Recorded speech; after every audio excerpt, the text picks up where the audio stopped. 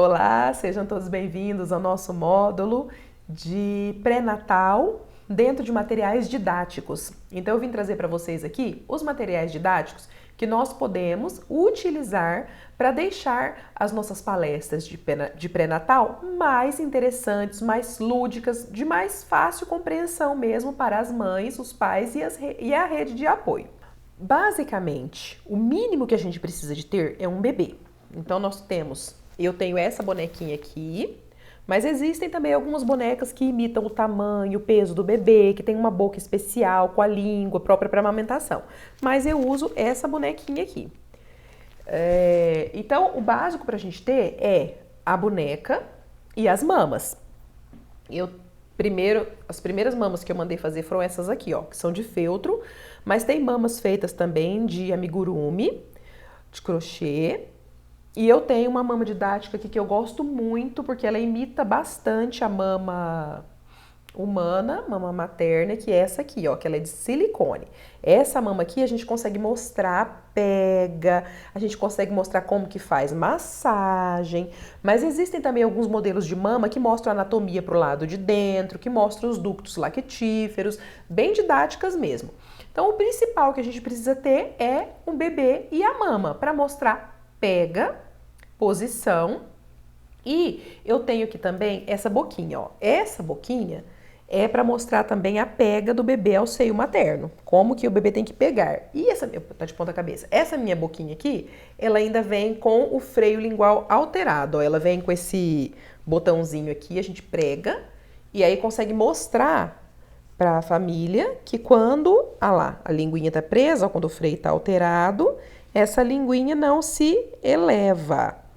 Tá vendo?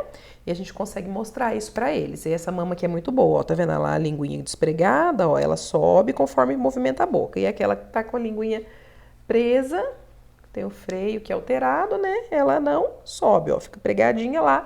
E a gente consegue mostrar também como que é a pega, ó, de baixo para cima, abocanhando toda a região areolo-mamilar e fazendo o movimento de ordenha, tá vendo? Como se fosse a boquinha do bebê mesmo. Então, é um material didático, um utensílio que é bem válido para fazer esse tipo de orientação. Eu tenho também o tamanho do estômago do bebê. Ele é bem interessante porque mostra, ó, no primeiro dia de vida do bebê, a capacidade gástrica é de mais ou menos uns 7 ml. Depois o próximo aqui ele mostra no terceiro dia, né? Qual que é a capacidade gástrica no terceiro dia. Ele vem prontinho, ó lá, tá vendo, ó? Até 27 ml. E aí mostra aqui com uma semana, com 7 dias.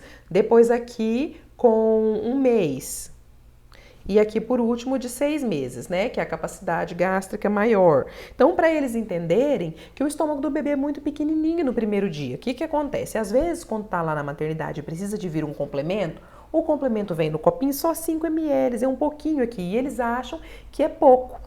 Ou se o bebê sugou um pouco no seio materno e aparentemente a produção da mãe ainda não está muito regulada e não vai estar mesmo nesses primeiros dias.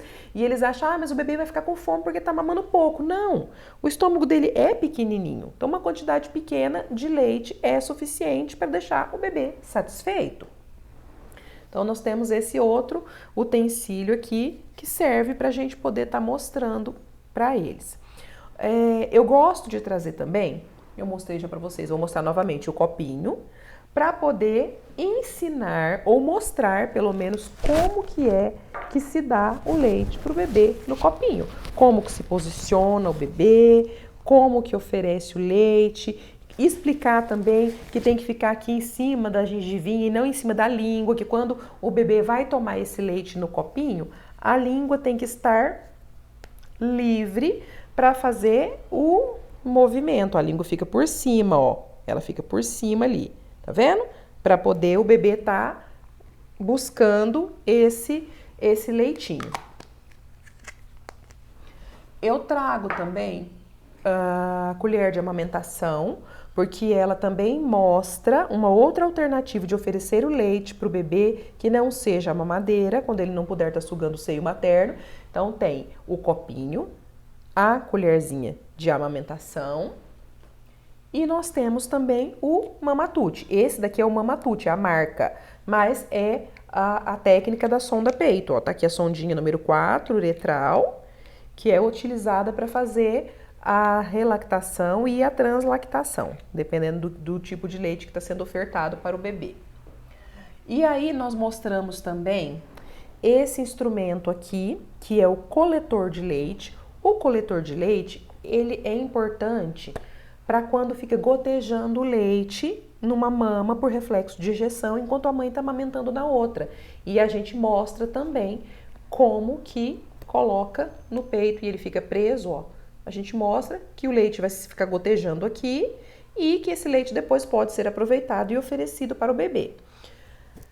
Nós mostramos também, quando vamos falar de volta ao trabalho, a bombinha, não só de volta ao trabalho, a bombinha também para o momento de apojadura, para esvaziar um pouquinho a mama, para facilitar a pega do bebê, para fazer ordenha de estímulo. Então a gente mostra esse modelo aqui, é um modelo de bombinha manual, mas eu tenho 2 modelos de bombinha manual e 2 modelos de bombinha elétrica. Eu mostro para eles o modelo sem conflito de interesse, sem a marca. Algumas perguntam qual que é aquela marca, perguntam qual que eu acho que é mais eficiente, mas eu não tenho conflito de interesse com as marcas das bombinhas que eu tenho para mostrar. Então, só para mostrar como que usa, mostrar que elas têm que colocar o mamilo centralizado aqui no funil, porque se não colocar ele centralizado, ele vai ficar torto, pode ferir, pode machucar. Vou mostrar como que funciona. Nós usamos também, então, já que eu tô falando de volta ao trabalho, né? O frasco. Eu tenho um frasco, que é um frasco de vidro com tampa de plástico, para explicar para elas, na parte que for para armazenar. E também eu tenho o saquinho coletor, que é uma alternativa para congelar o leite, para transportar. Ele ocupa menos espaço, é menorzinho, já cabe a quantidade de leite mesmo, que às vezes vai descongelar para o bebê, para não ter perigo de descongelar demais e perder. Então, tem também esse instrumento aqui. Eu gosto de mostrar a rosquinha quando se fala de fissura, porque ela é uma alternativa e essa rosquinha eu mesma que faço, então eu faço lá na hora e mostro para elas, feita com a própria fraldinha de boca e o absorvente de uso diário, que a gente usa para poder fazer, faço na hora, ensino elas a fazer, mostro para elas, mostro como que elas têm que colocar para depois colocar aqui, né, quando elas forem usar. Mostro também o absorvente de mama e explico que ele pode ser usado, mas tem que ser trocado. Se ele ficar muito úmido, pode propiciar crescimento de fungo, pode trazer cândida e precisa ter cuidado, porque às vezes ele gruda também se a mama estiver ferida e na hora de puxar machuca. Então, para poder dar todas as orientações, a gente tem que mostrar. Mostro também a pomadinha de amamentação, que é a de lanolina 100%. E por que eu gosto de mostrar? Para explicar para elas que uma pequena quantidade que usa, que passa bem pouquinho, que não tem que bisuntar, que não tem que passar com grande quantidade, que ela pode obstruir o ducto, que se passar uma quantidade muito grande, a boca do bebê escorrega, não consegue manter a pega e que ela não é preventiva, ela é para tratar a fissura. Mostro também alguns materiais que não devem ser utilizados. E isso é importante para que elas vejam, senão lá na frente, quando alguém orientar, às vezes ela usar um material que não é seguro para amamentação, elas vão falar, ninguém falou isso lá, então será que podia, será que não podia? Então eu gosto de mostrar também aquilo que não pode ser usado, que seria a mamadeira, porque ela faz a confusão de bicos, então eu mostro e explico. A chupeta, que na verdade a minha chupeta é a chupeta que veio com a bonequinha, né? Não é aquela chupeta que tem o bico normal, mas dá para entender, a gente explica, né? As conchas de amamentação, eu tenho 2 modelos, um modelo que é mais rígido e um modelo que é um silicone mais macio, para explicar que não faz diferença para a amamentação. E uso também o intermediário de silicone para explicar para elas que ele pode ser usado, mas é com uso criterioso. E eu nem ensino como que elas colocam ele na mama para evitar que elas aprendam e depois tentem usar sozinhas, né? Eu falo que o uso dele tem que ser com orientação do profissional. E aí o profissional que for indicar é que vai ensinar como que coloca ele e higieniza e explico, né? Por que que ele tem que ser utilizado só com prescrição, com orientação dos riscos que tem para amamentação e para às vezes também propiciar crescimento de bactéria, porque a limpeza dele tem que ser bem criteriosa. E eu tenho também um útero, que daí não é tão necessário, mas eu gosto de usar o útero para dizer para elas que no começo, nos primeiros dias da amamentação, elas podem sentir uma cólica e que essa cólica é porque esse útero está voltando ao tamanho normal e a ocitocina, que é o hormônio responsável pela ejeção do leite, também é responsável pela contração do útero, evitando ainda a hemorragia excessiva no pós-parto. Eu gosto de usar o útero também. Eu acho que quanto mais material didático nós tivermos para enriquecer esse ensino que nós estamos passando para ela, melhor. E tenho também a minha almofada da amamentação, vamos ver se vocês vão conseguir vê-la aqui, porque ela é bem grandona, né, gente? Mostro aqui, coloco ela, coloco o bebê em cima. Existem uns modelos menores de almofada, mas a minha é essa aqui, que é grande. Mas é importante porque elas perguntam, né? Elas perguntam como que seria o uso da almofada, as posições de amamentação, então é muito bom a gente ter assim para mostrar para elas e mostrar as posições. A gente usa a almofada para mostrar para elas como que elas vão colocar o bebê para sugar o seio materno. Na posição tradicional, na tradicional com a mão invertida, na posição invertida, na posição de cavalinho, né? São todas as posições que nós vimos em outros módulos, mas nós fazemos isso bem, de uma forma bem prática, bem lúdica. Podemos até colocar essa almofada nela, para elas poderem aprender, ver como que é, entender. Quando a gente faz isso, ela está falando, nossa, realmente é mais fácil mesmo, o bebê fica mais aqui em cima. Então, tudo que você tiver de material, às vezes tem também o avental de amamentação.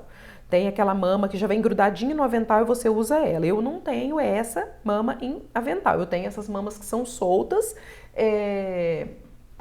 Essas aqui até vem com o velcro para mim grudar num coletezinho que veio junto com elas quando eu comprei.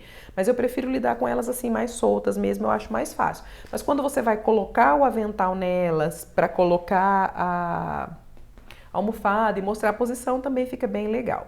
Então são materiais que podem ajudar no pré-natal durante a orientação do que elas vão, como que elas vão manejar a amamentação, o que pode, o que não pode, explicar direitinho como que usa cada um. Aquilo que é visual fica gravado na mente, é mais fácil delas lembrarem disso quando elas estiverem lá passando mesmo pela fase da amamentação.